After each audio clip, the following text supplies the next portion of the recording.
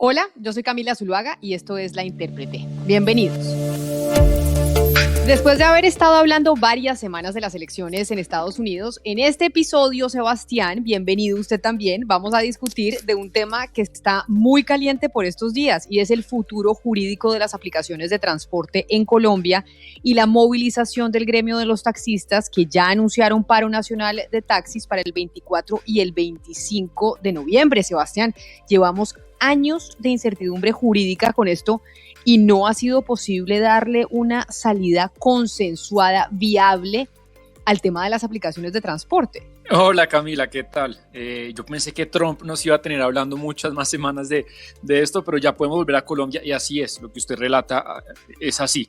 Y además recuerde usted que esto inicia en octubre del 2013, que es el mes en el que llega Uber a Colombia. Y pues ya estaba operando esta empresa en 50 ciudades del mundo y eso supuso un terremoto para todo el sector del transporte público. Acá en muchos países del mundo, pues el gremio de los taxis pues vio, Camila, amenazada su posición histórica. Llegó un jugador nuevo que con tecnología pues lo que hace es conectar oferta con demanda y en muchos sentidos pues le da más comodidades y servicios que el taxi tradicional no tiene. Y eso desde ahí, Camila, ha sido Troya. Pues es que desde entonces, Sebastián, han pasado más de 7 años y ya han llegado varias empresas más, Didi, Cabify, Bit y otras tantas, y la conclusión es que los gobiernos, tanto de Juan Manuel Santos, que estuvo 8 años, como el de Iván Duque, que lleva 2, no han querido ni han podido lidiar con un nuevo marco normativo sintonizándose con la realidad, con que estas aplicaciones están, con que existen.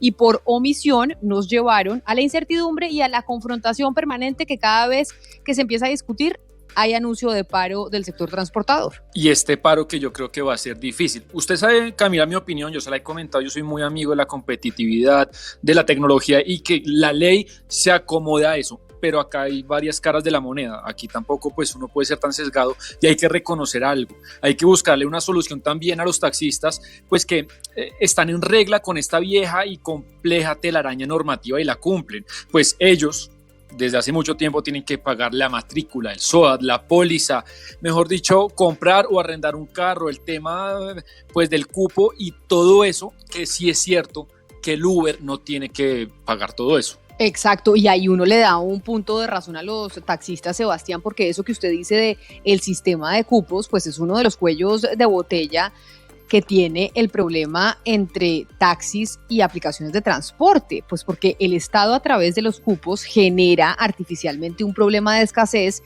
donde no debería haberlo. Pero, ¿por qué no le explicamos a quien nos está escuchando qué es exactamente ese cupo de los taxis? Un cupo, Camila, es lo que se puede llamar como un derecho de circulación que lo estipula el Ministerio de Transporte y esto existe desde 1993 y lo que busca es que la flota de taxis, que es decir, todos los taxis legales que circulan, no sobrepasen la proporción de carros que hay en cada ciudad o municipio y esto lo determina pues cada alcalde. En el caso de Bogotá, el Ministerio de Transporte tiene estipulado que la capacidad máxima es de 50.007 taxis, lo que quiere decir que a la capital no le puede entrar más de un número de esos y si usted quiere entrar más de un taxi de esos, pues se tiene que chatarrizar eso. De lo contrario, pues es un taxi legal. Tenemos que pagar una seguridad social, tenemos que tener nuestro tarjetón vigente al día, tenemos que tener nuestra licencia de conducción al día. Es una licencia que cada 3 años tiene que ser refrendada para poder prestar servicio público y pues obviamente la seguridad social que es la que nos deja sacar nuestro tarjetón al día, tenemos que tener EPS, ARL.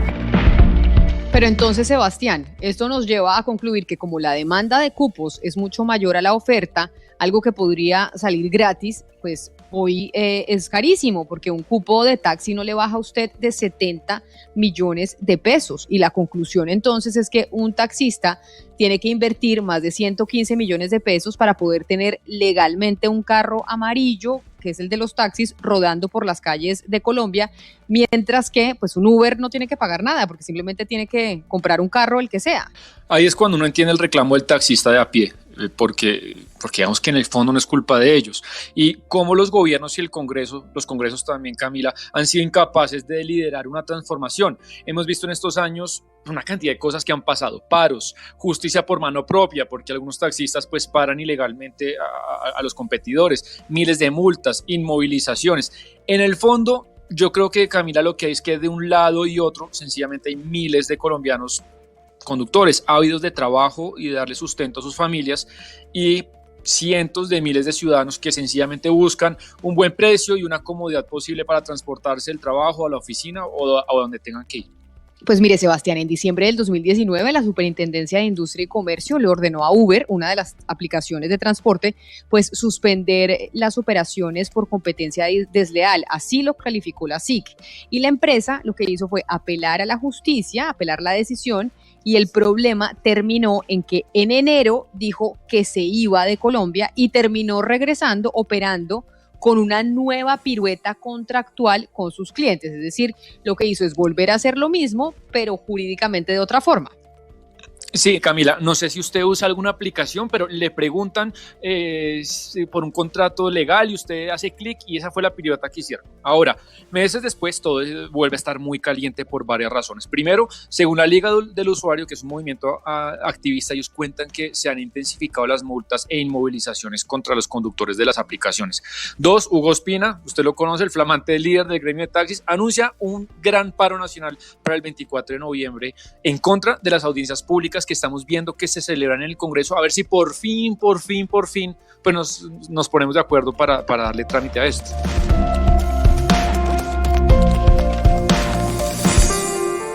El llamado a todas nuestras organizaciones sindicales del país es que unifiquemos las fechas, porque hay ciudades que están diciendo que el 9 de noviembre, otros que el 15, otros que el 24, otros que el 25, les estamos haciendo el llamado a todos nuestros compañeros, líderes sindicales, que este llamado al cese de actividades no tiene ningún color ni político ni gremial. Va a ser el sector del taxi en Colombia que va a convocar a este cese de actividades el día 30 de noviembre y 1 de diciembre. Y la tercera razón, Camila, es que pues ya lo conocemos, porque la Superintendencia de Transporte, en cabeza de Camilo Pavón, pues le abrió una investigación a 4 de las aplicaciones y habla él que podrían ser multas de hasta 8.000 millones de pesos. Y Sebastián, Camilo Pavón, el superintendente de transporte, considera que esas aplicaciones facilitan el incumplimiento de normas de tránsito, es decir, de seguridad, la licencia, etcétera, etcétera. Y argumenta el superintendente que no se mete en el debate jurídico ni político, que su mandato es hacer cumplir la ley. Escúchelo. El segundo nivel tiene que ver con 4 aplicaciones, con 4 empresas relacionadas con Didi, Cabify, Bit y Fori.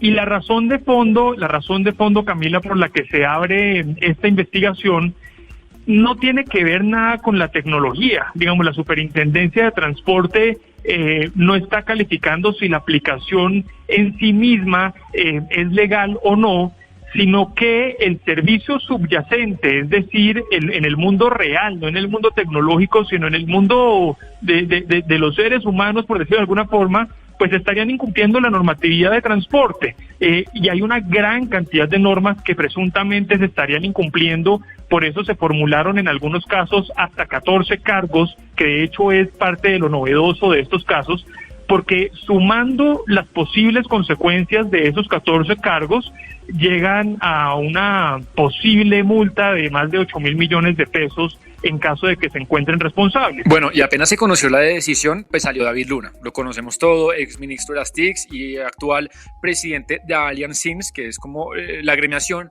pues que representa todas estas aplicaciones, y él salió pues como un tigre a los medios a defender lo suyo y decir por qué, por favor, regulen por fin esta cuestión. Lo primero que hay que señalar es que el Congreso de la República, Camila, ya hace varios años, en el año 2010, estableció en Colombia el principio de neutralidad de red y de neutralidad tecnológica.